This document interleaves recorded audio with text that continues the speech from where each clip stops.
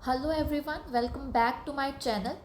आज जो हम क्वेश्चंस करेंगे वो यूज़फुल होंगे सीडीएस एग्ज़ाम के लिए। तो शुरू करते हैं। फर्स्ट क्वेश्चन है, food cans are coated with tin but not with zinc because. ये जो क्वेश्चन था वो सीडीएस 2013 का क्वेश्चन है। ठीक है, तो देखो यहाँ पे क्वेश्चन में क्या बोला हुआ है कि जो फूड कैन्स होते हैं उसको टिन से कोट किया जाता है, लेकिन उसको जिंक से कोट क्यों नहीं किया जाता। तो ऐसा इसलिए होता है क्योंकि ये जो टिन होता है वो होता है लेस रिएक्टिव इन नेचर। अगर तुम रिएक्टिविटी सीरीज देखोगे तो जो टिन है वो काफ़ी नीचे आता है, जबकि जिंक जो होता है वो काफ़ी ऊपर आता है। तो ये जो जिंक होता है वो तो रिएक्टिव होता है। अगर मान लो हम जिंक की ही फूड कैन्स बनाएंगे तो हो सकता है कि ये जो जिंक है वो खाने के साथ रिएक्ट कर जाए और कुछ हार्मफुल सब्सटेंस बना दे। ठीक है, लेकिन ये जो टिन होता है वो कम रिएक्टिव होता है, जिसकी वजह से हम इसको ज़्यादातर यूज़ करते हैं फूड कैन्स बनाने के लिए। तो यहाँ पे जो आंसर आएगा वो आएगा सी ऑप्शन, यानी कि जिंक जो है वो ज़्यादा रिएक्टिव है टिन के मुकाबले। ठीक है, नेक्स्ट क्वेश्चन करते हैं। नेक्स्ट क्वेश्चन है, iron sheet kept in moist air covered with rust is। Rust क्या होता है? अब सबसे पहले जब भी हम रस्ट के बारे में बात करते हैं ना, तो इसकी केमिकल कॉम्पोजिशन हमें पता होनी चाहिए। तो इसकी केमिकल कॉम्पोजिशन क्या होती है? Fe2O3.XH2O, यानी कि आयरन का ऑक्साइड है जिसमें X नंबर के H2O लगे हुए होंगे। ठीक है, तो अगर तुम इसको देखो यहाँ पे क्या बन रहा है? केमिकल फॉर्मूला बन रहा है। तो क्या ये एलिमेंट है? नहीं, ये एलिमेंट नहीं है। क्या ये कंपाउंड है? तो हाँ, ये एक कंपाउंड है। मिक्सचर तो बिल्कुल भी नहीं है, क्योंकि यहाँ पे जब भी हम मिक्सचर के बारे में बात करते हैं ना, तो वहाँ पे कोई फिक्स्ड कॉम्पोजिशन नहीं होती, लेकिन यहाँ पे फिक्स्ड कॉम्पोजिशन प्रेजेंट है। ठीक है, तो इसलिए ये जो रस्ट है वो क्या होता है? वो एक कंपाउंड होता है। तो यहाँ पे आंसर बन गया बी ऑप्शन। नेक्स्ट क्वेश्चन करते हैं। नेक्स्ट क्वेश्चन है, which one among the following metals is prominently used in mobile phone batteries. और ये क्वेश्चन है 2014 का सीडीएस का। ठीक है, तो देखो क्या क्वेश्चन पूछा हुआ है कि जो ये मोबाइल फ़ोन बैटरीज होती है उसमें कौन सा मेटल सबसे ज़्यादा यूज़ किया जाता है। तो वो जो बैटरीज होती है वो होती है लिथियम की बैटरीज। ठीक है, तो यहाँ पे आंसर बन जाएगा डी ऑप्शन, यानी कि लिथियम। नेक्स्ट क्वेश्चन करते हैं। Next is electricity is produced through dry cell from. ये क्वेश्चन है 2015 का।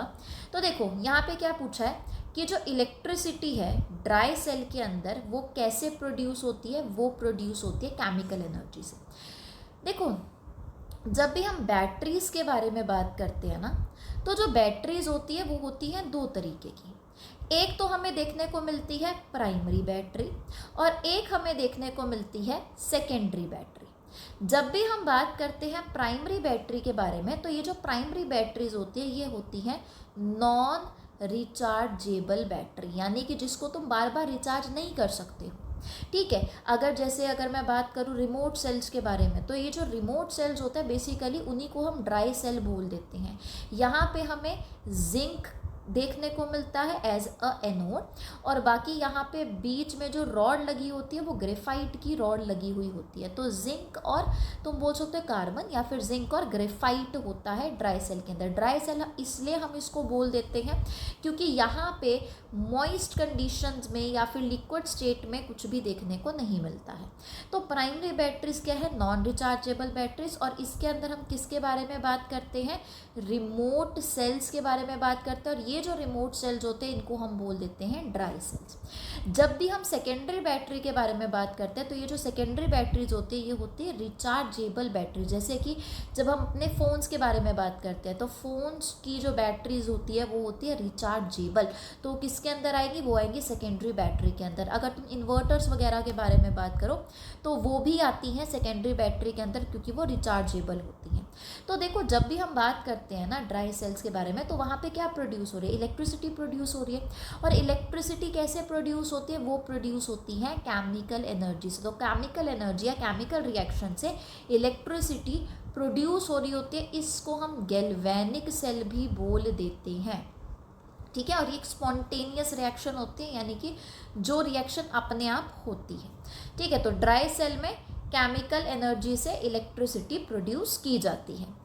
नेक्स्ट क्वेश्चन करते हैं। Next is magnesium is an alloy of magnesium with. अब एलॉयज क्या होता है, अगर एक मेटल दूसरे मेटल के साथ या फिर नॉन मेटल के साथ रिएक्ट करता है, होमोजीनस मिक्सचर बनाता है, यानी कि जिसमें थ्रू आउट सेम कॉम्पोजिशन हमें देखने को मिलती है, तो उस होमोजीनस मिक्सचर को हम बोल देते हैं एलॉय।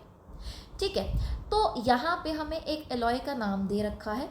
अब पूछा गया है कि इस एलॉय के अंदर मैग्नीशियम के साथ साथ क्या प्रेजेंट होता है। अगर तुम इस नाम को ही देखो तो ये जो मैग्ना है, तो यहाँ से तुम्हें क्या वर्ड पता लगेगा, मैग्नीशियम, और एलियम से क्या पता लगेगा, एल्यूमिनियम।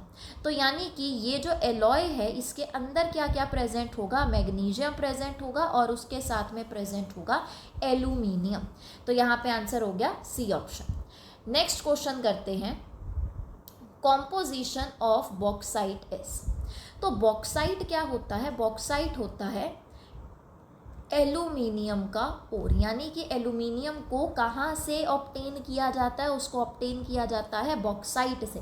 तो ये जो बॉक्साइट है उसकी केमिकल कॉम्पोजिशन क्या होती है, ये बेसिकली एक एल्यूमिनियम का ऑक्साइड होता है जिसमें पानी जो होता है वो क्रिस्टलाइन फॉर्म में भी प्रेजेंट होता है। तो इसका फॉर्मूला बनेगा Al2O3.2H2O, यानी कि यहाँ पे ऑप्शन जो ठीक होगा वो होगा फर्स्ट ऑप्शन। ठीक है, नेक्स्ट क्वेश्चन करते हैं, सेक्रीफिशियल एनोड प्रोटेक्ट्स आयरन और ships undergoing pipelines etc from rusting, a process known as cathodic protection.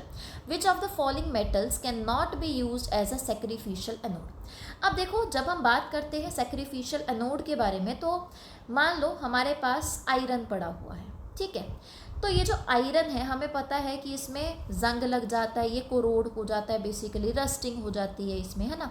तो अगर हम इसको प्रिवेंट करना चाहते हैं तो हम यहाँ पे क्या रखेंगे, एक ऐसा मेटल रख देंगे जो कि आयरन से ज़्यादा रिएक्टिव होगा, ताकि वो जो मेटल हमने यहाँ पे रखा है जब भी कोरोजन होगी तो सबसे पहले ये वाला जो मेटल है वो कोरोड होना शुरू होगा, वो अल्टीमेटली क्या करेगा, इस आयरन को प्रोटेक्ट करेगा कोरोजन से। तो यानी कि ये मेटल अपनी कुर्बानी दे रहा है आयरन को बचाने के लिए, इसलिए हम इसको क्या बोल देते हैं, सैक्रिफिशियल एनोड बोल देते हैं।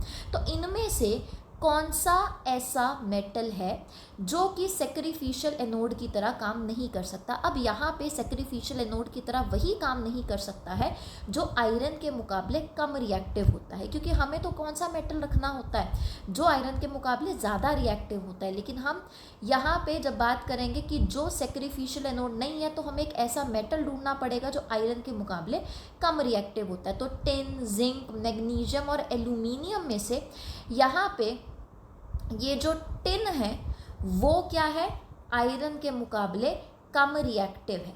ठीक है, यानी कि यहाँ पे कौन सा ऑप्शन ठीक हो जाएगा, ओनली वन ऑप्शन, यानी कि टिन ऑप्शन यहाँ पे बिल्कुल ठीक ऑप्शन होगा, जो कि सैक्रिफिशियल एनोड की तरह काम नहीं करेगा।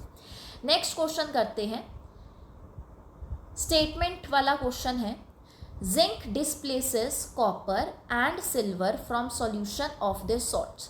तो ये स्टेटमेंट तो बिल्कुल ठीक स्टेटमेंट है, क्योंकि जो जिंक होता है वो ज़्यादा रिएक्टिव होता है compare to copper and silver, तो उसमें से ये जो जिंक है वो इन दोनों को डिस्प्लेस कर देगा। ठीक है, दूसरा है zinc has a lower oxidation potential than copper and silver. तो ये स्टेटमेंट हो जाएगी गलत, क्योंकि ये जो जिंक होता है वो ईजिली ऑक्सीडाइज्ड हो जाता है। ठीक है, तो इसका जो ऑक्सीडेशन पोटेंशियल होता है वो कम नहीं होता है, इसका जो ऑक्सीडेशन पोटेंशियल होता है वो ज़्यादा होता है comparison to copper and silver. यानी कि फर्स्ट स्टेटमेंट यहाँ पे ठीक स्टेटमेंट है और जो सेकेंड स्टेटमेंट है वो गलत स्टेटमेंट है।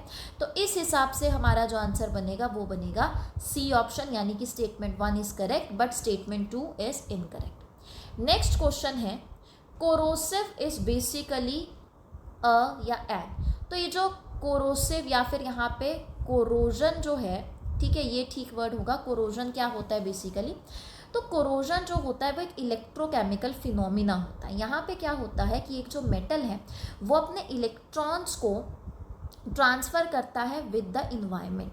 ठीक है, इसलिए हम इसको क्या बोलते हैं कि इलेक्ट्रोकेमिकल फिनोमिना बोल देते हैं। तो यहाँ पे जो ऑप्शन ठीक रहेगा वो बनेगा डी ऑप्शन ठीक। नेक्स्ट क्वेश्चन करते हैं, Which one of the following pairs of materials serve as electrodes in rechargeable batteries commonly used in devices like torchlight, electrical shaver, etc. Rechargeable batteries कौन सी होती है, जिसको बार बार रिचार्ज कर सकते हैं, और ये जो बैटरीज होती हैं ये किसके अंदर आती हैं, सेकेंडरी बैटरी के अंदर आती हैं। ठीक है, तो इनमें से कौन सा मटेरियल है जो कि रिचार्जेबल बैटरीज के अंदर यूज़ होता है और उन डिवाइसेस के अंदर यूज़ होता है, जैसे कि टॉर्च लाइट, इलेक्ट्रिकल शेवर वगैरह वगैरह। तो यहाँ पे याद रखना, यहाँ पे हम यूज़ करते हैं निकल और कैडमियम की बैटरीज। ठीक है, तो यहाँ पे ऑप्शन जो ठीक होगा वो होगा ए ऑप्शन। नेक्स्ट क्वेश्चन है, to protect iron against corrosion the durable metal plating on it. अब देखो ये वही वाली चीज़ आ गई, सेक्रीफिशियल एनोड वाली बात आ गई यहाँ पे, कि हमें क्या करना है, आयरन को प्रोटेक्ट करना है कोरोजन से। तो यहाँ पे एक दूसरा मेटल की प्लेटिंग कर दी जाती है। ये जो दूसरा ड्यूरेबल मेटल की प्लेटिंग है उसको हम क्या बोल देंगे, सेक्रीफिशियल एनोड बोल देंगे। और ये कौन सा मेटल हम यूज़ करेंगे जो कि आयरन के मुकाबले ज़्यादा रिएक्टिव होगा।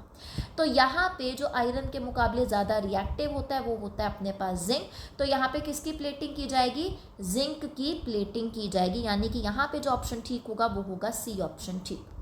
नेक्स्ट क्वेश्चन करते हैं, in order to prevent corrosion iron pipes are often coated with layer of zinc, this process is known as. अब देखो हमने जो अभी ऊपर वाला क्वेश्चन देखा उसी से रिलेटेड ही है कि अगर हमें कोरोजन को प्रिवेंट करना है आयरन पाइप्स में तो हम क्या करते हैं, उसमें जिंक की लेयर चढ़ा देते हैं। तो इस प्रोसेस को हम क्या बोलते हैं, इस प्रोसेस को हम बोलते हैं गैल्वनाइजेशन।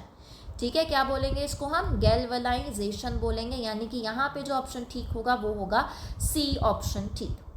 नेक्स्ट लास्ट क्वेश्चन करते हैं, when items or jewelry made of metal such as copper or nickel are placed in a solution having a salt of gold, a thin film of gold is deposited by।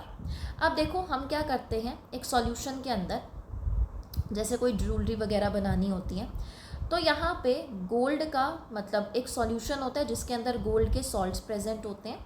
ठीक है, और यहाँ पे हम jewelleries वगैरह होती है जैसे कॉपर की ज्वेलरी होगी, निकल की ज्वेलरी होगी, उसको हम सॉल्यूशन के अंदर डालते हैं। तो ये जो गोल्ड है वो उस ज्वेलरी के ऊपर डिपॉजिट होना शुरू हो जाती है।